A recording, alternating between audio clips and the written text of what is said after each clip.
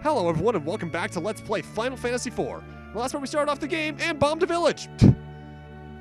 And we are taking our only survivor of that, a little girl, into an inn because she's been through a rough time. It was Kane's fault. Technically it was both of our faults. Technically overall it's the king's fault, but it's our fault for listening to his orders and Kane's fault for saying, you know, maybe we shouldn't. For not saying maybe we shouldn't, rather. Good. I love this character's theme. Also, he's obviously... Go ahead. No, you go ahead. Fun fact, this theme plays in a different time in the original and the J2E versions. Really? Yeah. Like, it starts at a different line of dialogue? It starts when she introduces herself as Rosa, so it would play right about... after this next upcoming scene. Right, yes. I thought she's... Yeah, it would play at that point after these guys get dealt with. Yeah, obviously she's a bit reticent to talk to us, but hey, the people found us, but they want to kill her. So, we don't want to do that. That's not good. And obviously, us denying this, they want to kill us because we're just defying our king. And so our next boss fight against the General and Baron soldiers. First off, let's go over strategy for this fight because it's going to be very short. You want to kill 2 of the Baron soldiers, they should usually take 1 shot, but then you want to focus on the General for both the bestiary, ancillary, and the XP. Because... the moment you kill all 3 Baron soldiers, the General runs away. If you just do this, you can get all their bestiary entries. Yeah, I made the mistake of not doing that my first playthrough. I ended up, like, I was attacking the General and I realized, like, oh my god, I've attacked him like 10 times and he's not dying. Does he have, like, infinite HP? No, he has exactly 226, 398 XP, 80 gil, and that's about it. The Baron soldiers have 27 HP. They don't have any weaknesses, and they can drop a potion, a potion, a potion, and a potion. At 0% drop rates. 0.4. No, because here's the thing. I was talking to him about this in between parts. Every enemy technically has drops, but they have a drop rate for it. For instance, his boss fights all have... all 4 of their drop slots are potions, but they have a 0% chance of dropping it. So that's weird. No, that sucks. Yeah. Either way, that's a very easy boss fight. It's just basically there to get you introduced to multiple enemies in one fight, 4 boss fights, because that will happen a couple times. Yeah. And hey, she seems worried about us. I guess us going out of our way to protect her made her realize maybe this guy who's wearing basically Darth Vader armor isn't so bad. It would play here, so they played it in extra time, I guess, in the PSP version. There are some weird little quirks in between versions like that. I do love pointing that out because, you know, it's really cool that I've played the J2E version and and I've actually played a little bit of this one myself. But I'm happy that I get to point out little things that I see. I normally don't get to do that with games that I play because I usually only stick to one version. I do as well, but there are some games that I love so much that I just go on my way to play every version, 4 being one of them.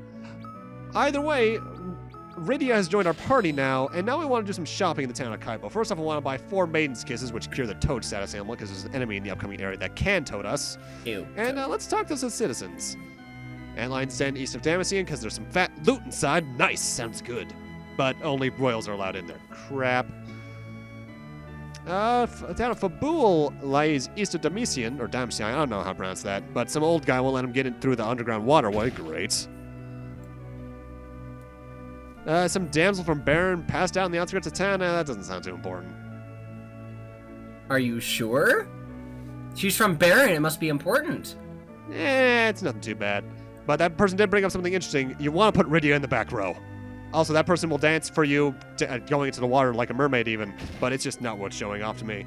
But I do want to buy some stuff here in the armor shop. Also, this is a naming way. This allows you to change your character's names. In the DS version, this, since they have voice acting, they couldn't change the name, so they gave naming away a chain of side quests that was weird. I forget what they all were. And now I want to sell some stuff. I want to sell all of Kane's equipment, because I took it off him at the end of the last part before he got earthquaked out of existence, basically. And now I want to buy a leather cap. A leather cap. Yeah, because I have other stuff for stuff later on. Underground Waterway is to the northeast, and... well, that's going to be important because that's our only way we can really go from here. I almost said something that would spoil something, but you're just surprising me with how you're shopping a little bit. I know what I'm doing at this point. I so know. That's the thing. I know exactly what you're doing, and I'm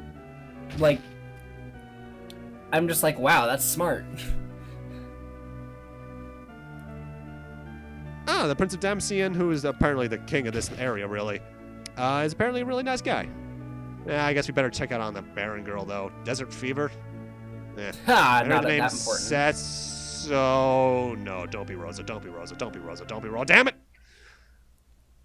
How did she even get over here so quickly? She got here that night.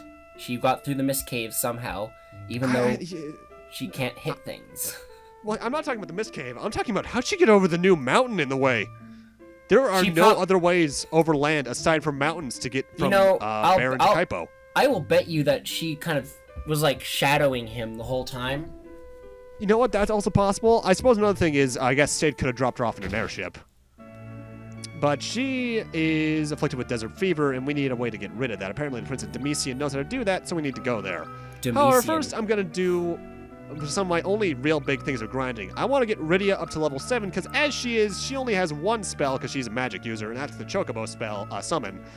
And I want her to have some other stuff. You are safe at level 5, but I want to go to level 7 just to get some extra stuff. Get to wondering where I do the grinding, just in the desert around Kaipo. There's no other real place to do it. The main reason I'm doing this is because this will get her the lightning and, ice spells, which are really good. And I want to change my battle order around. I want to put her in the center position, because the center position actually has some benefits, like extra accuracy on your hit percentages. I didn't know that. That's pretty cool. And put her in the back row, because obviously she's a little girl. She's going to take extra hits. Also, you can press the L and R buttons to switch whoever is the map character. And now we're past all the grinding.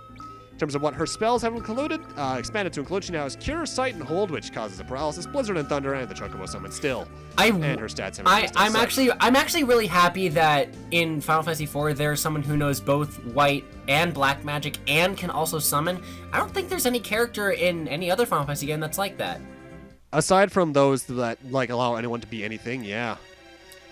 Like Final Fantasy 12. And 7 and 8.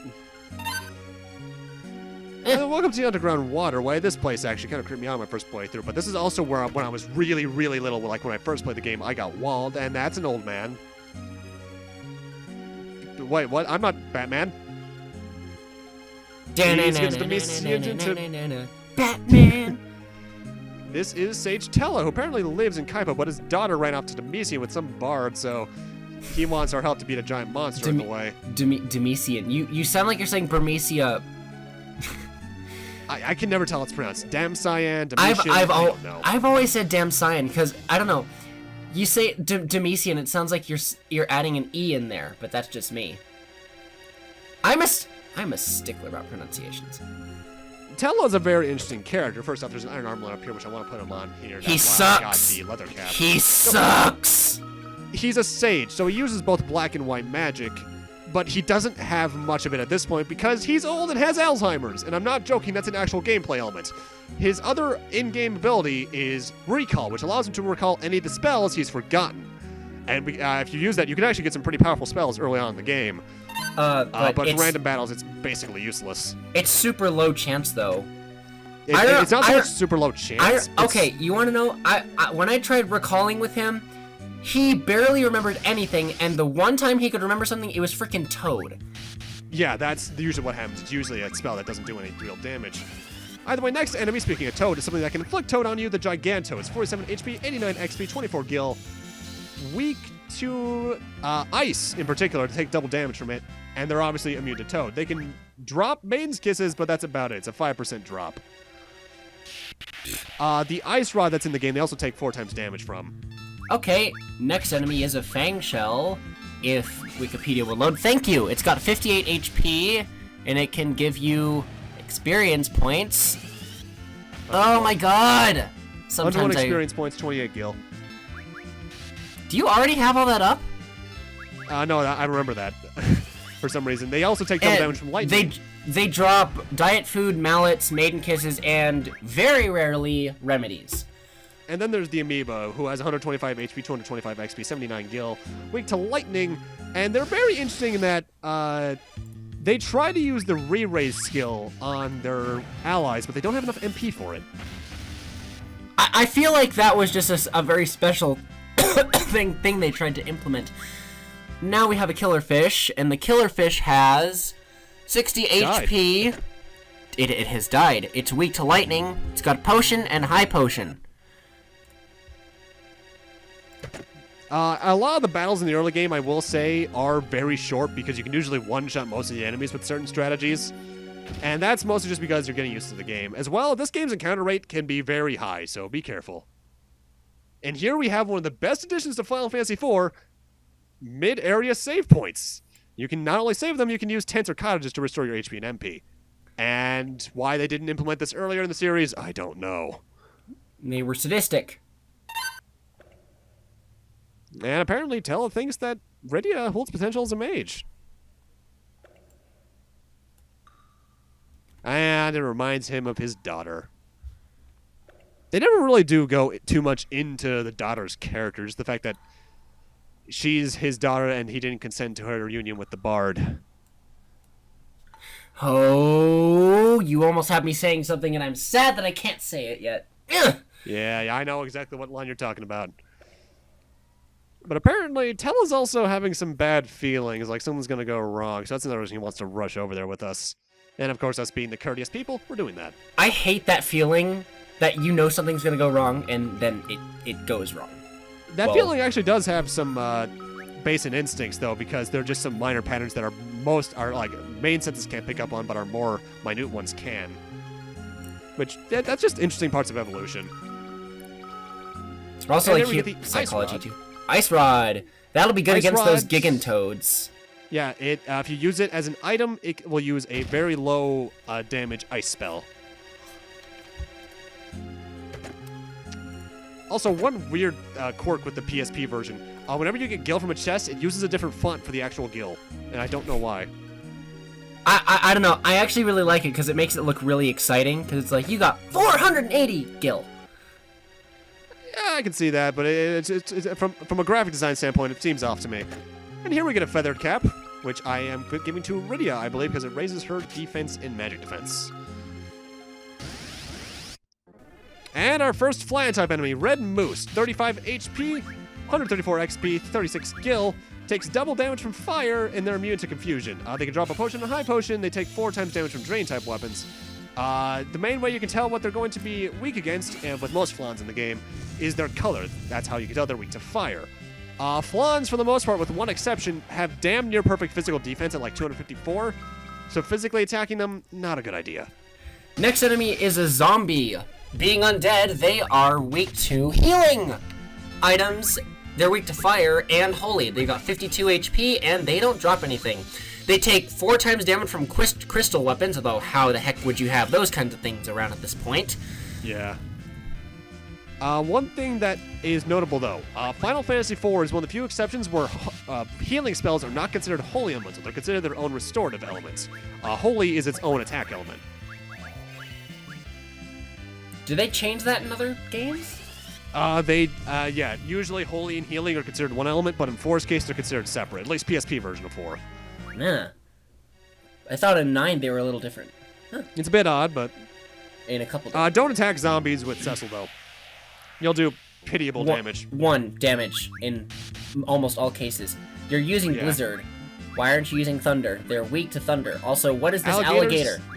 Alligators have 175 HP, 236 XP, 95 Gil, weak to ice. And they're very interesting in that they have very low chance of dropping a silver apple, which when you use as an item will up a character's HP by a very low amount. 50? I think it's that sounds about right. It's not very notable because I rarely ever get them from them, but it's there.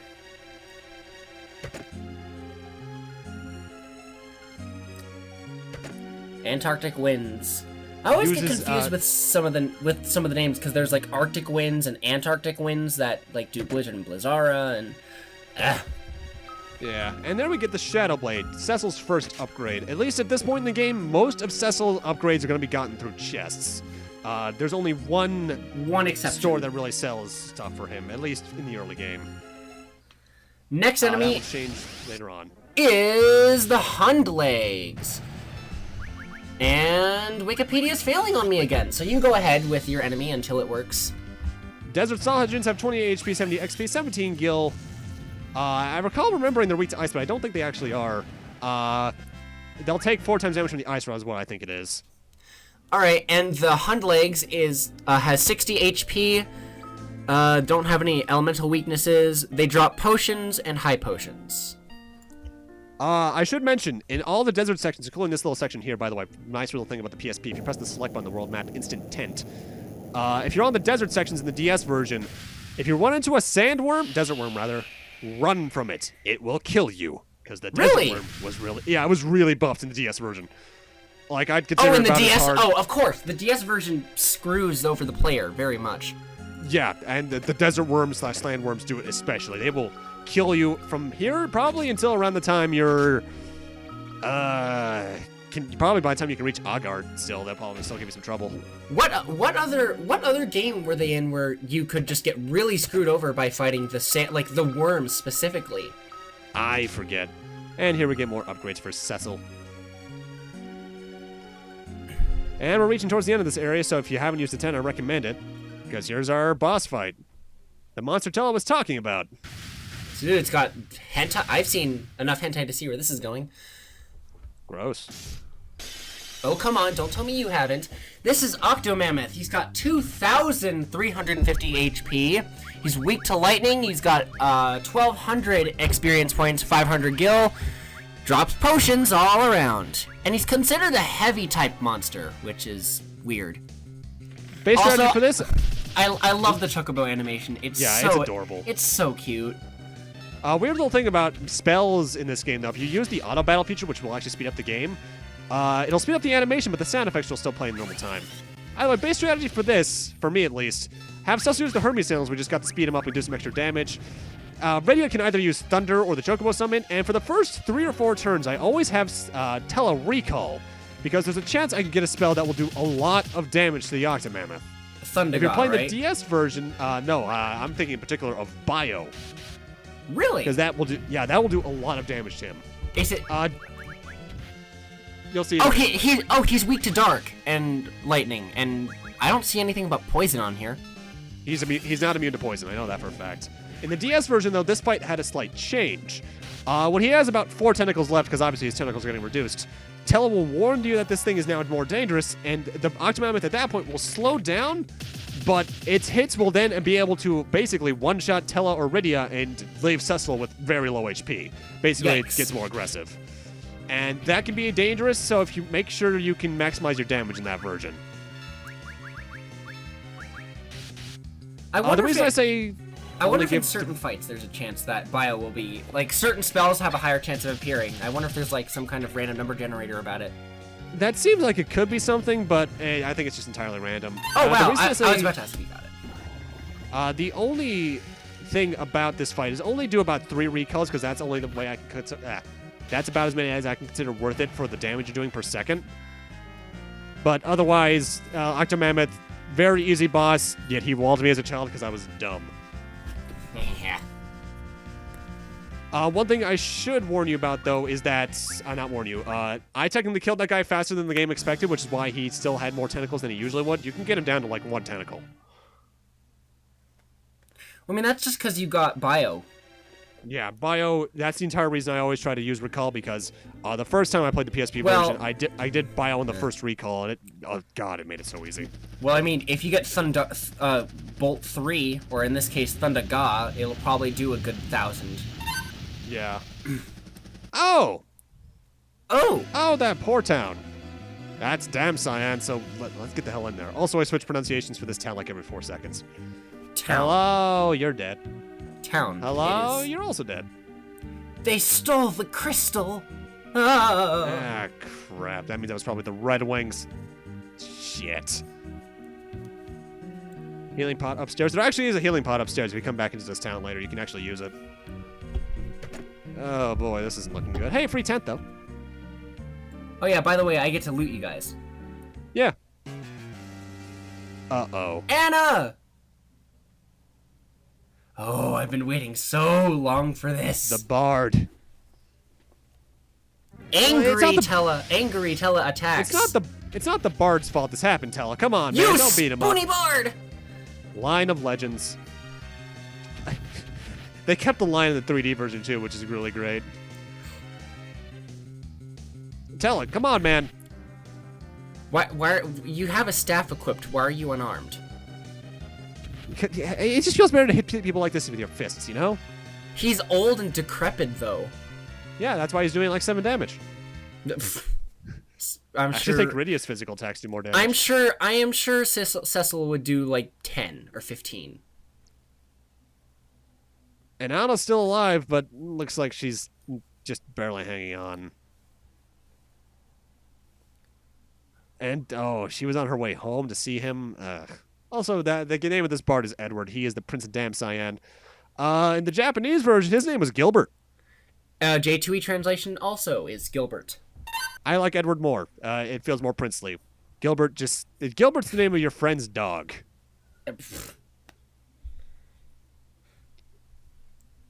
Oh. Dead. Also, interesting little thing here. They changed the instrumentation in the PSP version for the theme for when you go to sleep and the that theme that just played right there. They did? Yes, the instrumentation is changed slightly. It's hard to tell, but I have ears of steel, I guess. And apparently, this was in fact the Red Wings under their new leadership of Golbez. And needless to say, because his daughter just died, Tellah is pissed. Boom. And we obviously don't want him to go on alone, but... Ow! Tellah, you...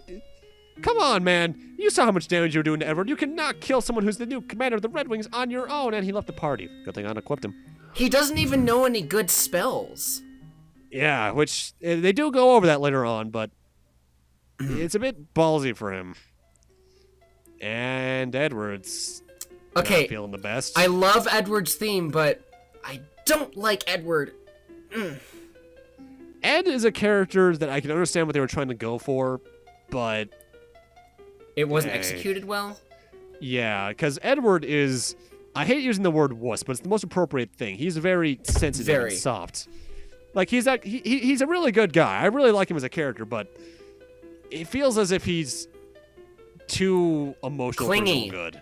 True. Yeah, I suppose. He's like a lost puppy, actually. Come on, man! I actually really like this thing that Cecil's saying. He's like, you owe it to your people and to Anna to be a better person about this thing.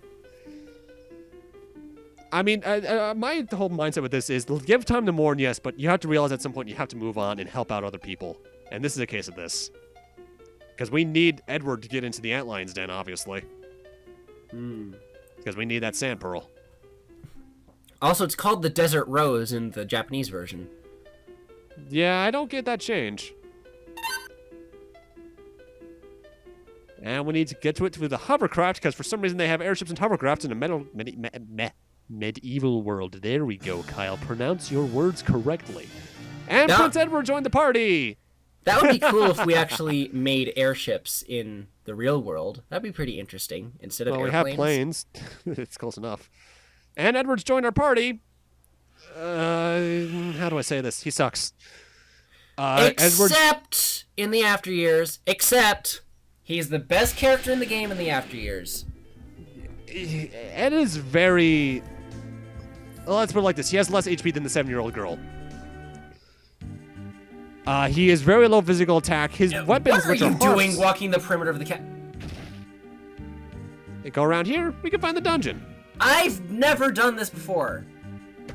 This is really good to do because you can find out some extra equipment. Oh, Ruby Ring! Ruby Ring! Ah!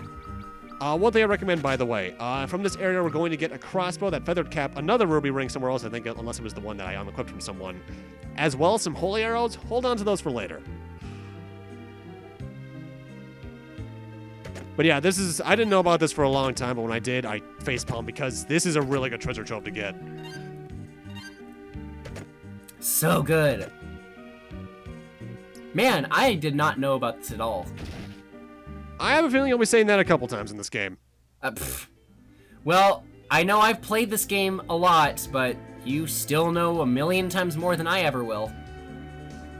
Because I've looked into things. Fair. And with that, we just entered the Antlion's Den, but we're going to need to end this off here. Thank you guys for watching, and in part 3, we'll be storming the Antlion's Den and hopefully finding that sand pearl so we can help Rosa out. That'll be nice. See you guys then.